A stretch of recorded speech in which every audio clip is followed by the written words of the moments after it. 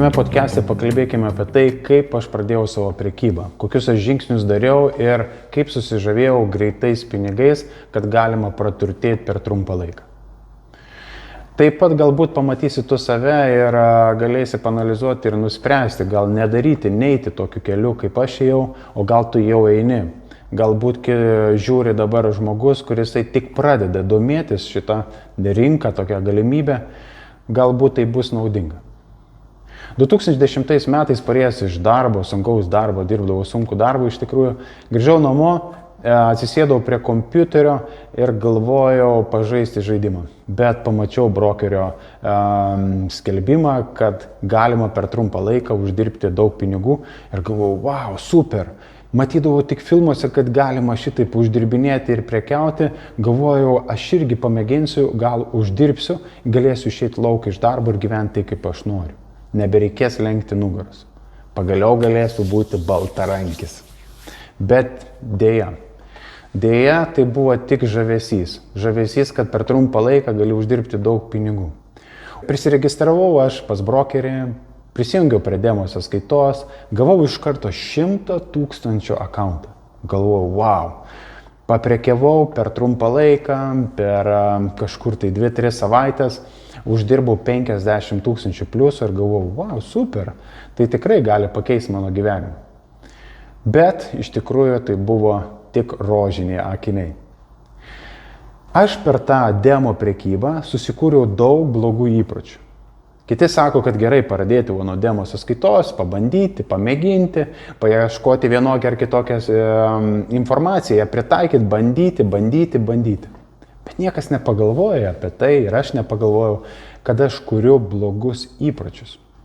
Kad tie blogi įpročiai, tos euforijos, kurios buvo iškilusios per uždirbimą, aš tik kuriu savo spąstus į ateitį. Tai visus šitos 6 metus, bandydamas prekiauti su ta pačia euforija, su tais pačiais momentais, kuriuose aš galvojau, kad vėl galiu uždirbti, pastoviai gaudavosi minusas. Būdavo netgi tokių momentų ir pastoviai tai būdavo, kad atidarydavo poziciją, nusileisdavo rinką, arba pakildavo, priklausom nuo to, ar pirkimą, ar pardavimą darydavo, būdavo pliuso nemažai, bet nepasimdavau. Bet žiūrėdavau į tos žalius skaičiukus ir galvodavau, kad tai yra mano pinigai. Pinigai būna tik tada tavo, kai tu paspaudi ir išeini lauk iš rinkos. Tada jau yra tavo pinigai. Bet dėja, nežinojau ką daryti, kada išeiti. Gobšumas valdė, norėjau daugiau. Norėjau, kad nusileistų ar pakiltų daugiau. Bet dėja nukrisdavo, arba pakildavo, priklausomai, tai buliai ar meškas būdavo. Tai jeigu, padariau pardavimą, ten nukrito ir matau kyla, vėl jau eina į minusą. Ir pamatau, kad dega mano kapitalas. Ir aš nežinau, kada išeiti. Ir vis tiek dar su viltim laukia ir žiūri, kad galbūt nusileis. Ir žiūri, kad kapitalo nebėra. Vieną kapitalą sudegiau, 2, 3, 4, 5 ir šeimos pinigai, ir tiesiog, kuriuos uždirbau fabrike, sunkiai sudegindavau prekyboje. Būdavo netgi tokių momentų, kad aš nemiegodavau naktimis, telefoną pasidėdavau prie pagalvės, naktį atsibusdavau, žiūrėdavau, bemiegęs naktis būdavo įtampa, buvo didžiulė.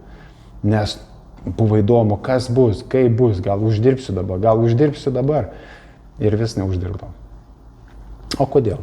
Todėl, kad nežinojau, ką daryti. Pradėjau ten domėtis ir Facebook'o grupėmis, kur būdavo lietuviai, ieškojau YouTube'e įvairiausios informacijos, bandydavau pritaikyti ir vis tiek neišeidavo.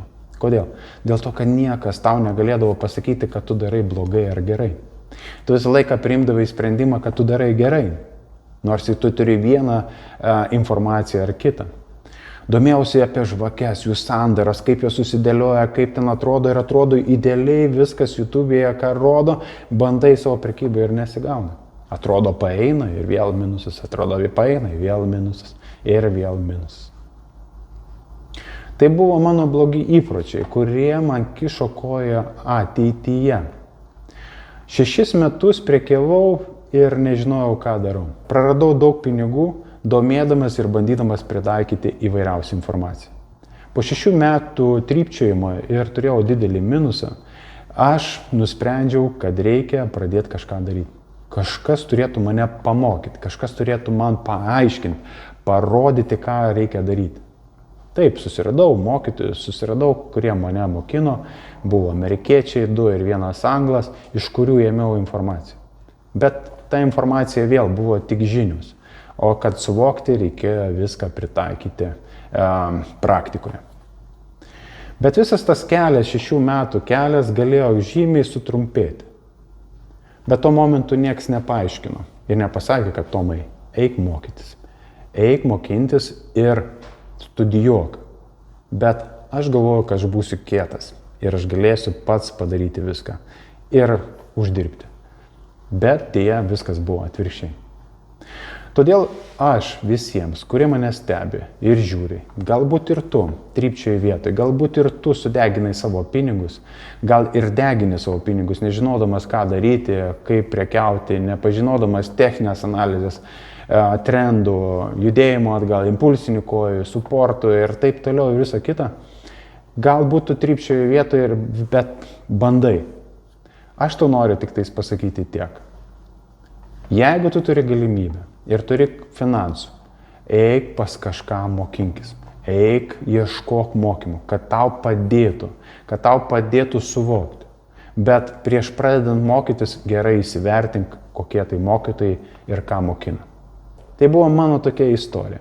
Istorija, kuri mane privedė prie to, kur aš esu dabar.